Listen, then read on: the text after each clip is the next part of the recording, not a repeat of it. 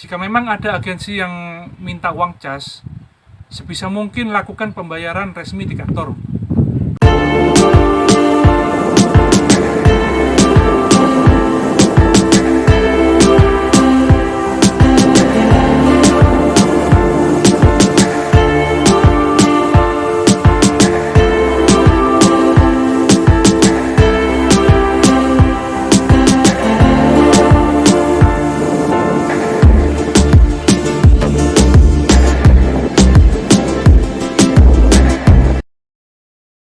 Hai rekan-rekan pelaut, sudah pada dapat kerja belum?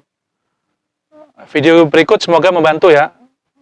Mudah-mudahan setelah melihat video ini, rekan-rekan bisa ada pandangan gitu, ada gambaran, ada bantuan, ada nasihat-nasihat. Semoga bisa segera mendapatkan pekerjaan.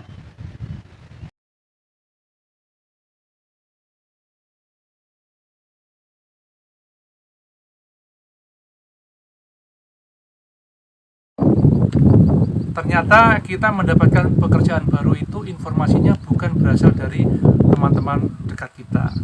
Karena kalau teman kita informasinya sama atau kurang lebih dengan kita, karena teman mainnya ya itu saja. Beda hanya dengan teman baru kita yang atau teman yang frekuensi bertemunya lebih jarang. Mereka bergaulnya dengan komunitas lain, sehingga kita bisa mendapatkan informasi dari berbagai pihak yang tidak bisa kita dapatkan dari teman-teman dekat kita. Selain itu, bergaulah dengan teman tanpa memandang jabatan di atas kapal, karena dewasa ini tidak jarang juga kita mendapatkan pekerjaan baru dari teman yang notabene adalah bawaan kita di atas kapal tanpa kita sangka-sangka. Buat teman-teman pelaut yang setuju dengan pendapat saya barusan atau bahkan pernah mengalaminya, silakan ceritakan di kolom komentar.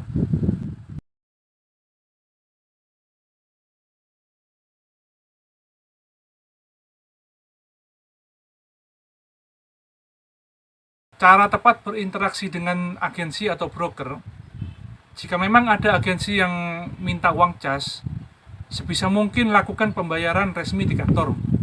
Kecuali kita sudah tahu track record dari agensi tersebut, nggak masalah kita bayar uang cas duluan. Intinya agensi yang baik itu tidak meminta uang cas kepada pelaut sebelum kandidat benar-benar di-approve oleh sebuah perusahaan.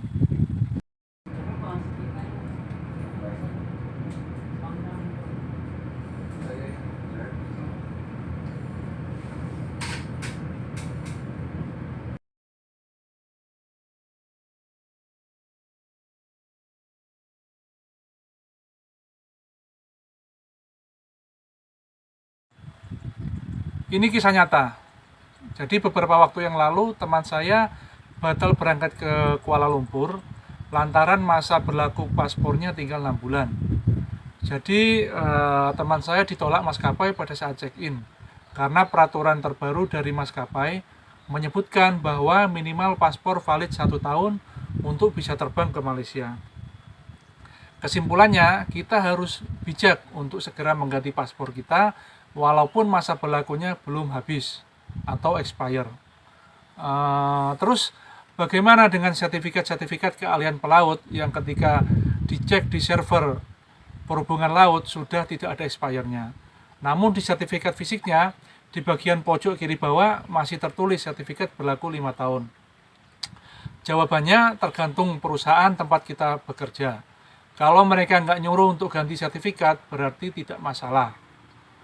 Namun, kalau kita ada uang, kalau mau aman, alangkah baiknya kita revalidasi saja semua sertifikat-sertifikat tersebut. Siapa tahu, kita masih ada rezeki atau dipanggil di perusahaan yang lain.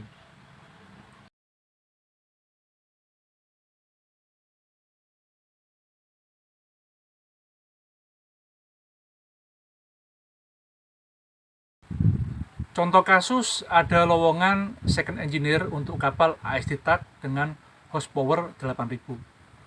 Menurut kawan saya yang merupakan agensi di Jakarta, ternyata di lapangan banyak ijazah ADT3 yang ngotot untuk mengambil job tersebut.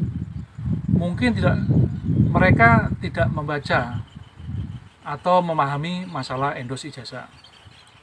Setahu saya sih ijazah TT3 endosnya bukan second engineer unlimited, melainkan hanya mentok di 3000 kW untuk jabatan second engineer.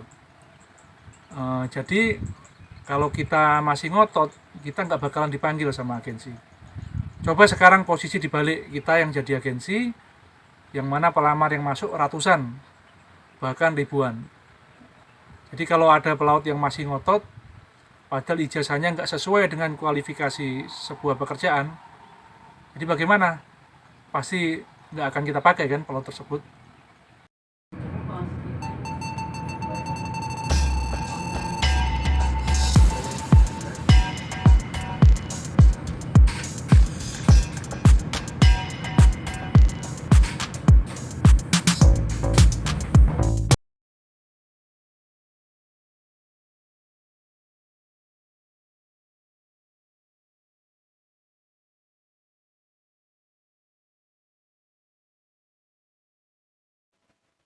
Siapa bilang vaksin nggak penting?